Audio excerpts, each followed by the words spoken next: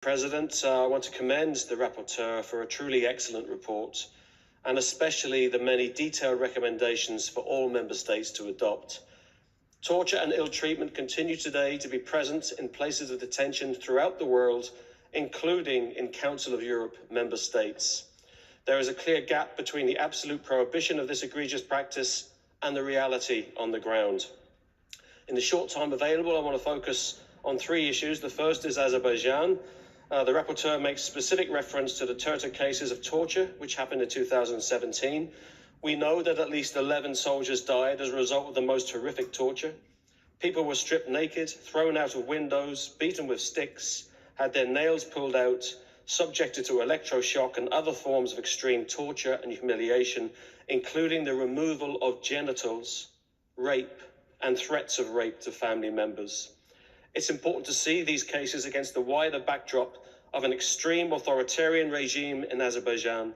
According to Amnesty International, freedom of expression, assembly, and association remains severely restricted, with authorities carrying out arbitrary arrests and politically motivated prosecutions of civil society activists and crushing peaceful protests. And for all these reasons, this is why we had to take the decision today to not ratify the credentials of the Azerbaijan delegation.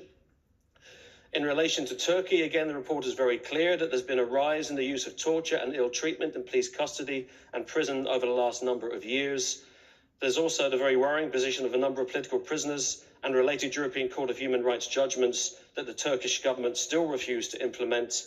The Gavan case and Demirtas cases, but I want to particularly highlight the case of Abdullah Ocalan. As we approach the 25th anniversary of Mr. Ocalan's imprisonment on the 15th of February, and 3 years in which there has been no communication with him or news about his condition, which will be on the 25th of March, and his 75th birthday on the 4th of April, concern as to his situation only grows. It is the central issue for millions of Kurds who regard him as their leader, and also for those who hope for a resolution to the Kurdish question.